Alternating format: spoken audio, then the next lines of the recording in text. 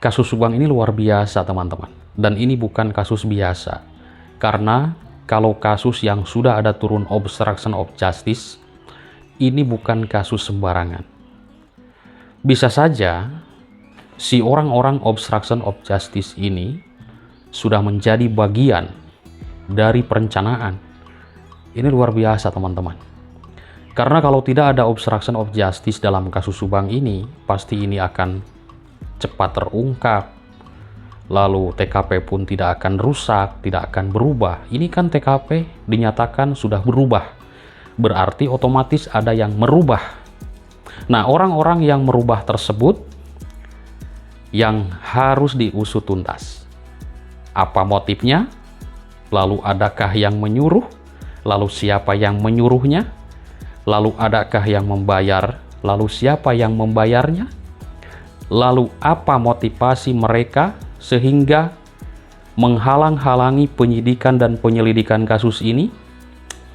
Ternyata sekarang sudah terbukti dugaan kita sebagai warga masyarakat adanya orang yang menghalang-halangi atau obstruction of justice. Ini luar biasa, teman-teman. Nah, teman-teman, sekarang kasus Subang baru 90%. Karena kita belum mengetahui, ini bisa saja akan merembet dan akan ada nama-nama lain yang terseret dalam kasus ini karena sudah kita ketahui adanya pemalsuan ijazah dugaannya, adanya tanda tangan palsu dugaannya, dan ini sudah dikatakan dalam sebuah statement atau visual RD Law ketika ada di Polda Jabar, dan kemarin juga ada pemeriksaan lagi di Polres Subang. Nah, ini di Polres Subang terkait OOJ, pasti terkait uang dana bos yang masuk tapi tidak masuk ke sekolah, dan ini dugaannya bisa saja dipakai pribadi.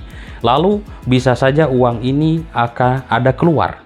Nah, uang ini keluarnya ke siapa saja, ini akan merembet dan akan muncul lagi, saya yakin, nama-nama tersangka lain. Kita ikuti terus perkembangannya, teman-teman, karena kasus ini saya lihat masih lama. Belum 100% intinya. Masih ada banyak yang terlibat dalam kasus ini. Oke, teman-teman, kita ikuti terus perkembangannya. Semoga CCTV Angger masih ada. Kalau tidak ada, berarti oknum-oknum yang harus diproses, yang sudah menghilangkan CCTV dan juga merusak TKP dan juga menghilangkan barang bukti. Teman-teman, kasus Subang ini sudah kita ketahui yang sudah menjadi terpidana itu adalah 2 orang, Pak Yosep dan Danu. Berarti yang masih menjadi tersangka ada 4 orang lagi karena ada tersangka baru. Dalam lingkaran kasus Subang ini banyak yang tidak puas, masyarakat yang berkomentar. Karena di sini meskipun sudah ada yang ditetapkan, yaitu salah satu oknum polisi yang sudah menjadi tersangka baru, banyak yang bertanya, lah kok kenapa cuma 1 orang? Seperti itulah. Dan banyak yang mengatakan, ingat di tanggal 19 Agustus, mereka yang menerobos folies line, bagaimana urusannya?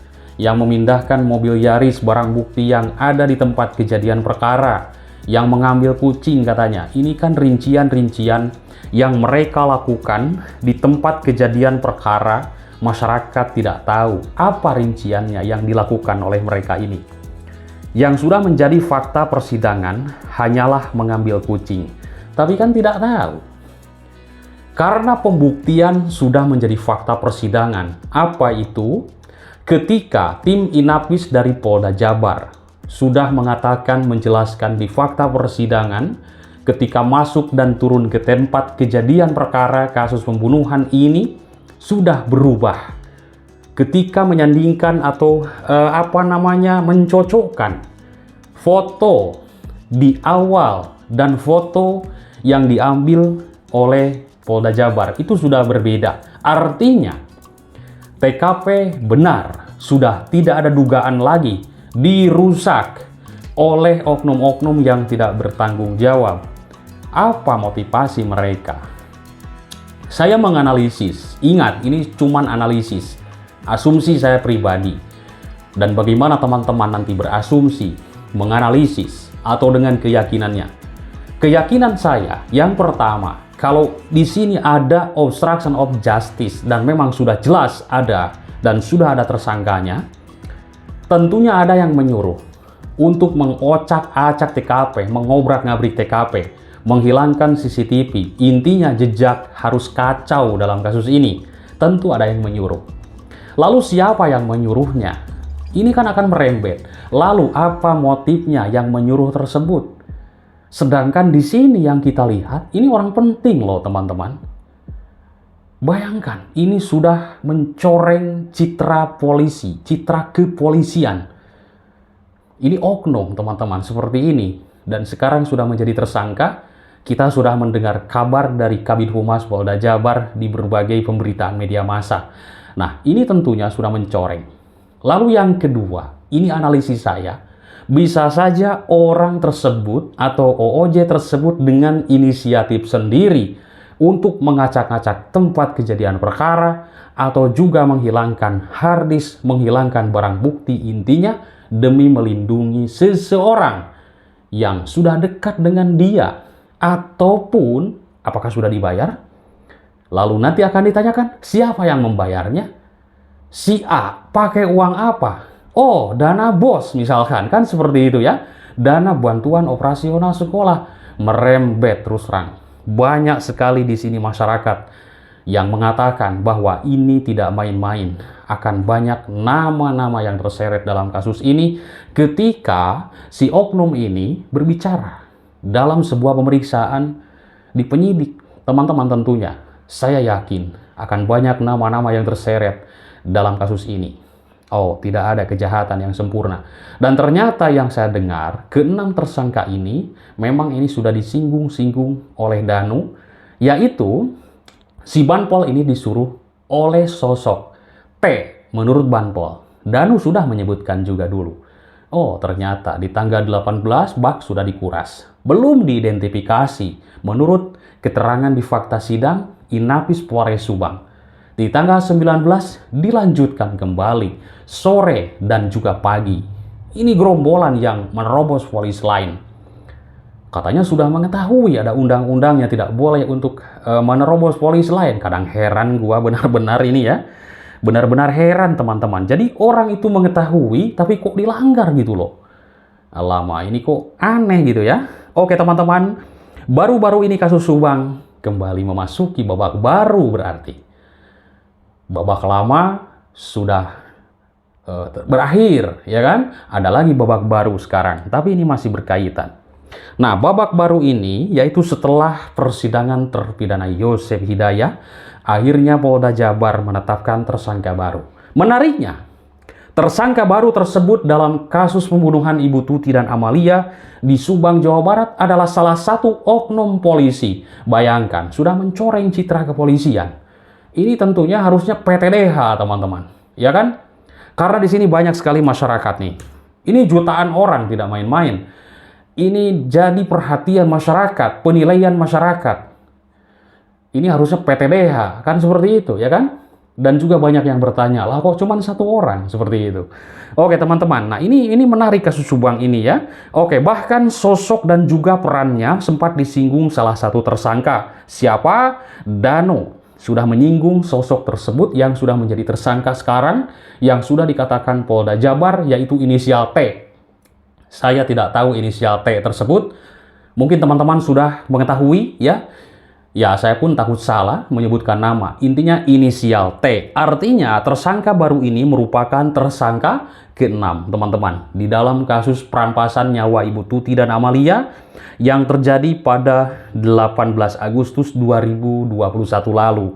Sebagaimana sudah kita ketahui, sebelumnya telah ditetapkan 4 tersangka dalam kasus ini. Yang pertama Danu, yang pertama ada ya Danu, Pak Yosef, Mimin, Abi dan Arigi ya. Dan sekarang yaitu sudah fakta baru munculnya tersangka yang ke-6, teman-teman, dan pihak kepolisian Polda Jabar ini langsung dari Kabid Humas Polda Jabar Kombes Pol Jules Abraham Abbas. Pada Selasa kemarin, 10 September 2024, Kombes Pol Jules Abraham Abbas ini mengungkap sosok oknum polisi yang jadi tersangka baru di kasus Subang itu berinisial T. Disebutkan, oknum polisi tersebut menjabat Kanit Resmob Polres Subang pada 2021 saat kasus Subang dalam penyelidikan. Menariknya, sosok oknum polisi tersebut pernah disinggung Danu dan penyidik. Sosok T ditetapkan telah mengambil alih TKP pada Selasa 19 Agustus 2021 lalu dengan bermodus memerintahkan saksi S. Saksi S ini adalah Sumad atau Banpol Uci tersebut. Nah, untuk menguras bak mandi. Sedangkan keterangan dari Inapis Polres Subang, bak atau kamar mandi tersebut belum diidentifikasi. Lah, kok baknya sudah dikuras? Berarti ada yang merintah. Apa motifnya? Siapa lagi yang menyuruh kan seperti itu. Ini ada motif apa sebenarnya sih? Kok bisa ada obstruction of justice ya? Berarti ini bukan kasus biasa, teman-teman. Saya melihat ini tidak main-main kasusnya.